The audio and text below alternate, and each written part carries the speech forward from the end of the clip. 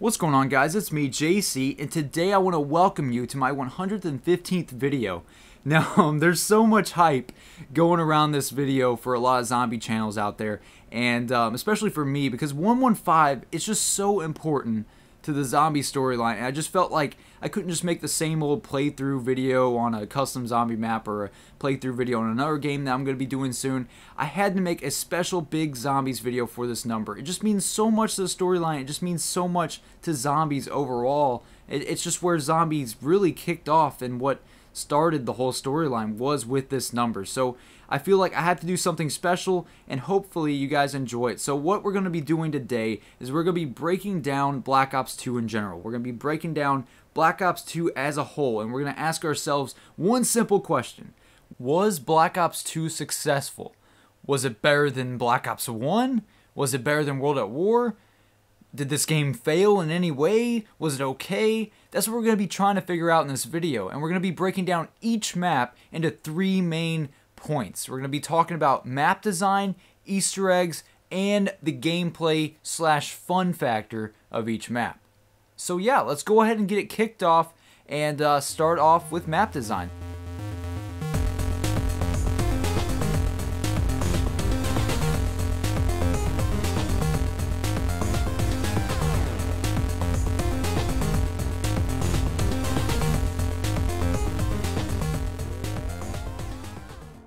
Welcome to Transit.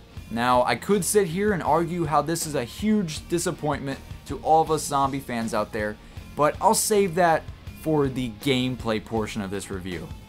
Now, in terms of map design, is this map really that bad? I mean, it kind of is. It kind of is. And the reason for that is because Treyarch tried to pull a card out of their hat that they just couldn't do.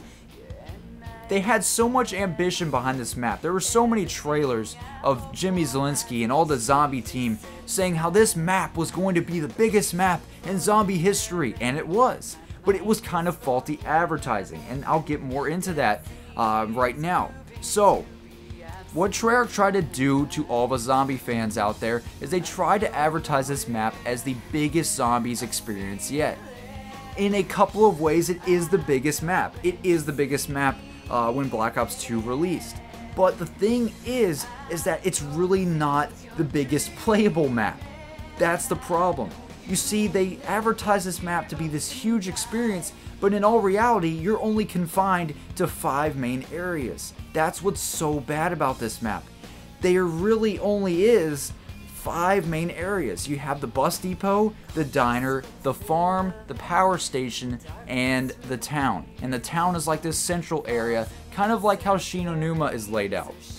But the thing with Shinonuma is that you can get to each area quickly, so it's a lot of fun going to each area with your friends really fast. In this map, it is such a hassle to go across the map to meet your friends. I mean, really, if my friend is in another location, I literally can't even go there and revive him unless there's a bus. And that's pushing it. That's really pushing it. The bus would have to be like already leaving there right when he dies for me to get on it and reach him in 30 seconds before he dies. That's what's just so bad about this map. It really is too big for its own good. It tries to be the biggest map, and it is the biggest map, but it fails to be the best map, and that's the problem with this map. They try to make this huge world with a bunch of buildables and a bunch of concepts like you're this survivor in this town trying to find a way to survive. But in all reality, you're only playing on these little buildings at each location that really aren't that interesting. I mean, really, the town just has a giant lava pit in the middle, and there's only buildings on the side. And there's no guns in the town at all, so what makes you want to stay there? It's probably the most interesting place on the map, and there's no guns to even stay there. So I never stay there unless I have guns already pack-a-punched and ready to go. Now, the farm, on the other hand, is kind of unique, I guess. I mean, it's got a little barn, and it's got a little house with a refrigerator and other gameplay styles that I'll get more into the gameplay portion later in this review. But overall, Transit just really isn't that great. I mean, the map design, you feel like you're playing on this empty world, basically. There's nothing to do.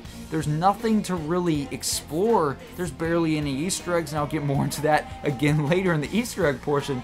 But overall, Transit just is too big for its own good. And the biggest problem with this map happens to be the denizens and the fog. And the denizens, if you don't know what they are, they're these little guys that jump on your head when you go between locations. You see, they make this map out to be this big map that you can go to any location in the map. But like I said before, in reality, you only got these 5 main locations, and in between each location, if you try to go out there, the denizens, these little demon things that will jump on top of your head, and they'll just scratch you, and you'll have to walk through it, and you'll just die by zombies. So really, you can't play in those areas unless you are just a god at killing the denizens and shooting zombies at the same time.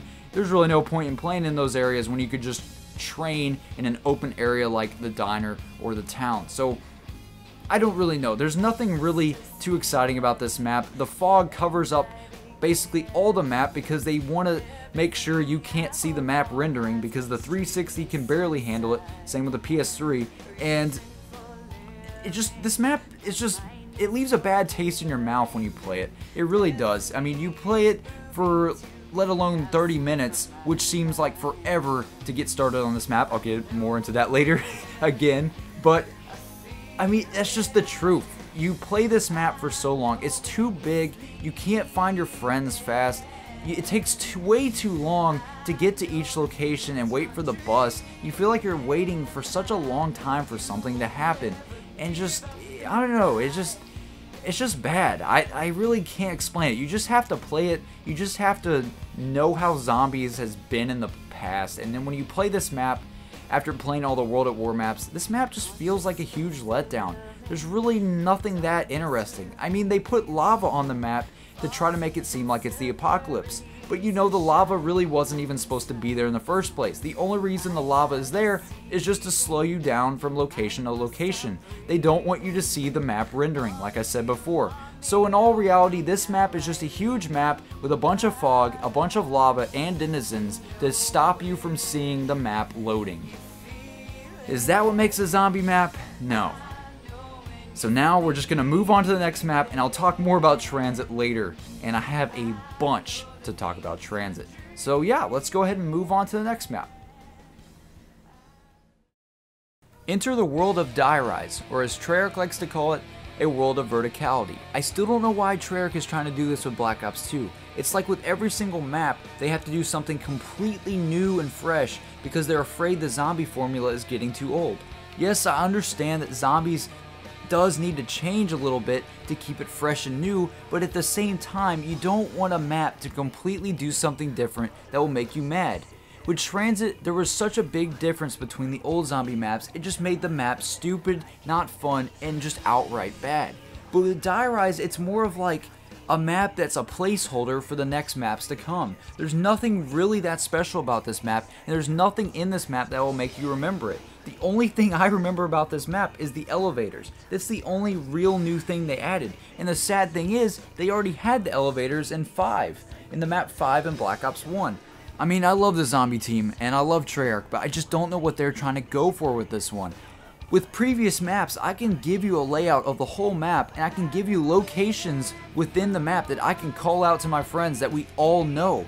But with Die Rise, there's only really one location that me and my friends know, and that's the Buddha room. And it just scares me how this map almost has like no map design and creativity with the map layout. There's nothing really that interesting. I mean, I understand they like the element of verticality and whatnot, but you can't just make a map with a bunch of buildings collapsed on top of each other. It's just not that great. I mean, you have to have memorable locations and memorable holdout spots and even memorable train spots, but this map just doesn't have it. I can't even tell you what each location is, what each building is. I mean, it's a hassle when someone dies, and I'm like, where are you at? And they can't even tell me where they're at because the whole map just seems the same. It just seems like you're in this world of nothingness. It's just really bad. I don't really know why they did this with Die Rise, and they did it with Transit somewhat, but I don't know. it's not as bad as Transit in terms of how the game plays out, but in terms of map design, this map is probably worse than Transit. There's nothing really that special about this whole verticality world, whatever they want to call it. I don't know. I mean, with Transit, you have these locations that you can remember, but with Die Rise, you just don't. I don't know. It's just Die Rise seems like it doesn't fit in the Zombies universe. It just seems like a map that someone made in Custom Zombies. I've seen much better Custom Zombies maps with better layouts than Die Rise. It's just crazy to me how they had so many possibilities they could do with the skyscraper aspect, but instead they just put a bunch of crumbling skyscrapers, laid all of them on top of each other, so it's just this complex narrow pathway between all these buildings, and you just get confused and your teammates don't even know where they are. I mean, the only spots that you stay at in this map are at the Buddha room and the rooftop maybe. That's about it. There's nothing really that more special about this map. There's nothing that really stands out as good places to be. So that's about it with Die Rise. There's really nothing that that's special about it. I really don't even know how to talk about Die Rise. It's kind of like that map that seemed good at the time because Transit was so bad, but in all reality, it's about as bad as Transit. Transit is a better map in map design, but not in gameplay. Die Rise is a better map in gameplay, but it has terrible map design in my opinion. And of course, this is all just my opinion. But we're going to move on. We're going to go over the hump into the good maps in Black Ops 2. So we're going to start with the next map, and hopefully you guys all agree with me on the next one. So yeah, let's go ahead and get to it.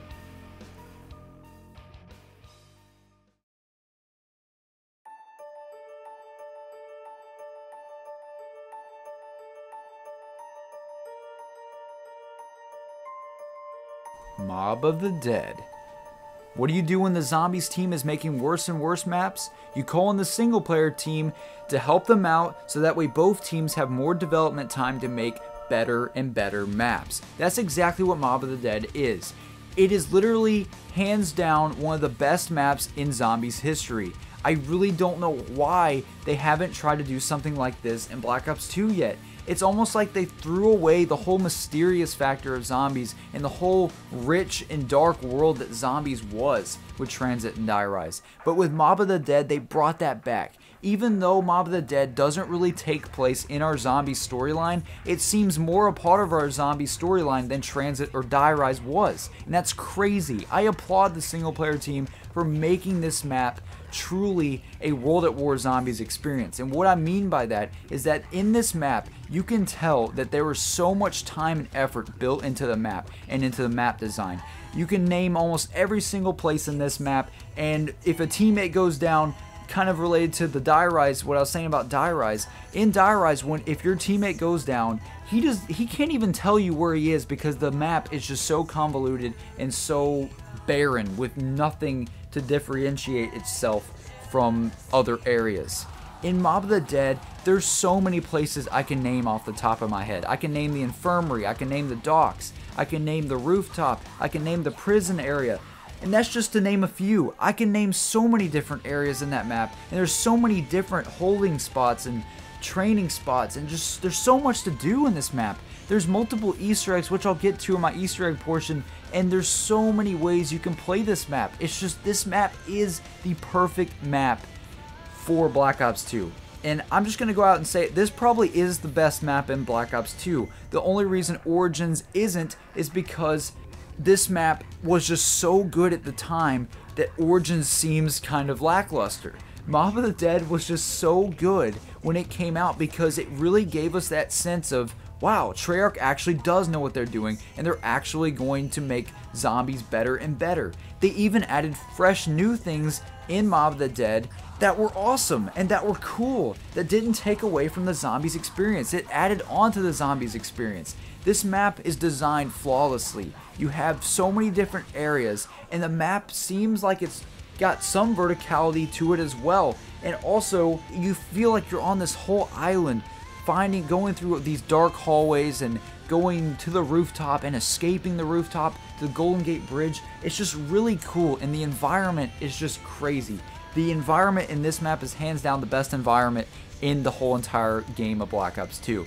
There really is nothing that can beat it in this game. They went to Alcatraz in real life and they did their research. They did a fine good job on this map, and I can't really tell you guys any more about this map. It's just perfect in every way. There could have been a couple of things that they could have done, but I'll get more into that later in the gameplay and Easter egg portions.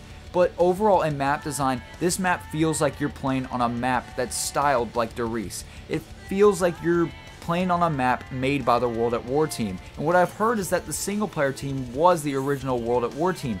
So that could be true, and that could be why this map feels like a World at War map. This map is great. If you ever want to play a map and you don't have any of the maps bought, or you don't have any of the maps downloaded, download Mob of the Dead. It is one of the best maps in the game. Origins comes very close to Mob of the Dead's criteria, but Mob of the Dead, to me, is the best designed map in the entire game, and quite possibly one of the best designed maps in Zombies history, besides World at War. But going on from there, what comes later after Mob of the Dead is kind of different. I don't really know how to talk about the next maps or the next map in a way about map design, because the map is kind of different from what we've seen before. But I'll get to it anyways, and I'll pass Mob of the Dead. We already all know it's amazing, so that's about all I can really say about it. Let's move on to Buried.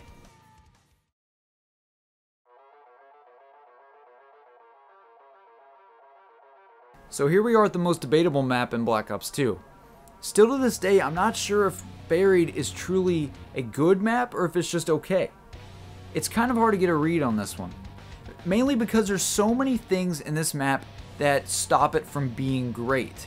They have a great idea for a map. They have a great premise. When you start the map, you get this feeling like you're going down underground into this world, and it really does feel awesome and unique. But at the same time, once you get down there, the town that you enter is just kind of dull. There's nothing really that exciting about the western town in the map. So that's the problem with this map. It seems like half of the map is cool and interesting, while half of it seems dull to me. You have the beginning area, which is very interesting and cool with the machines and the drills and everything, and the conveyor belts, and then you have like the rift right outside of you, and then once you go down beneath the surface into the town, you lose that interesting factor of the map. But once you get into the maze area and into the mansion where the ghost is, that's where the map picks it up again and is really cool and really gives you that Zombies feeling once again. So that's why I'm still debating on this map, mainly because like the middle part of the map that you play in the most, which is the town, is the worst part of the map, which bugs me because the other parts are really cool, but you don't go there as much. So that's why this map is kind of debatable. I mean, there is way more places you can name in this map than you could in Die Rise. For example, you can name the maze, you can name the courthouse, you can name the church, you can name the spawn area, and the mansion. I mean, there's so many places in this map, kind of like Mob of the Dead. But the problem with this map is that not all the places are fun to play on. Only a certain amount of the places are fun, and only a certain amount of places are actually good areas to hold out at. The map feels like only part of it is fun, if that makes sense, and then the middle part is boring and dull. That's the problem with Buried. And that's about all I have to say about Buried. Buried is just, overall, I think it's an okay map. It's way better than Die Rise and Transit, but in terms of being a great zombie map, I just don't think it lives up to the Zombies name. But now we move on to the culmination of everything in Black Ops 2.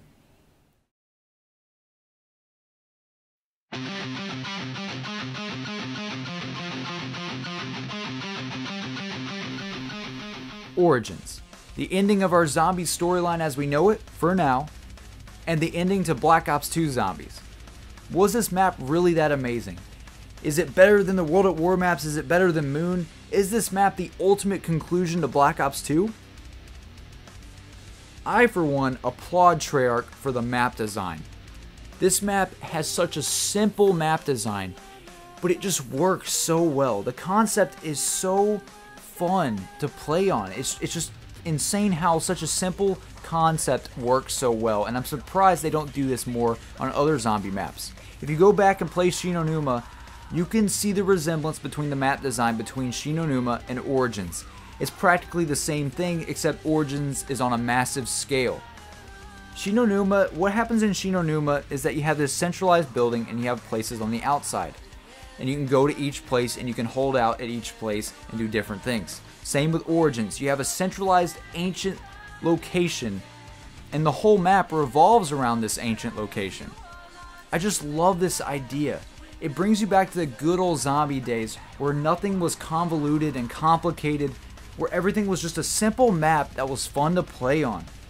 That's the problem with Black Ops 2, or at least the start of Black Ops 2. They try to do too many complicated things at once. Origins, even though it has a complicated Easter egg and complicated things to do, the map design is very simple and very fun to play on. You feel like you're actually playing on a map and not just some maze of twists and turns like Die Rise was. The environment of Origins is really awesome as well. They have a bunch of things going on in the background making you feel like you're a part of World War I and you're a part of this zombie apocalypse at the same time. They also have different weather patterns rolling in at different times, giving you this idea that you're in this living world and that you really are in this place, in this ancient location with zombies in World War I in this awesome, awesome era. I personally love the environment of Origins and I love the map design of Origins. The problem with Origins is not in the map design. I'll get to the problem with Origins later. But for right now, all you need to know is that Origins is an amazing map to play on and it's a lot of fun to play on. It's funny because the best designed maps in Black Ops 2 actually have a map of themselves inside the game with you. If you play Mob of the Dead, they have a map of the whole prison laid out for you, and they also have a map of Origins in the spawn room of Origins when you first start the game. I just love how the very best maps have maps of themselves, and the very bad maps don't have maps of themselves. I just think that's very funny. But once again, I applaud the single player team. They did a terrific job on map design with this game. The zombie team, not so much, but we'll get more into the Easter egg stuff with the zombie team and the gameplay factors of each map, and we'll go more in depth with that later. But as of right now, guys, part 1 is coming to a close. I'm sorry to say that because I know some of you guys want to hear me talk about the Easter eggs and stuff, but that is in part 2. So stay tuned for that, and stay tuned for part 3 after that, talking about the gameplay and what makes each map fun. So that's pretty much it. I am really glad if you stayed through this whole video and listened to me talk about all these maps and all the map designs of each map. My voice is going hoarse from talking about it so much, but if you did enjoy it, leave it a like. I would greatly appreciate it. And yeah, that's pretty much it, guys. I will see you guys on part 2 whenever it may come out, probably sometime this week. I'm not exactly sure yet. So yeah, this has been JC, and I'll see you guys on the next video.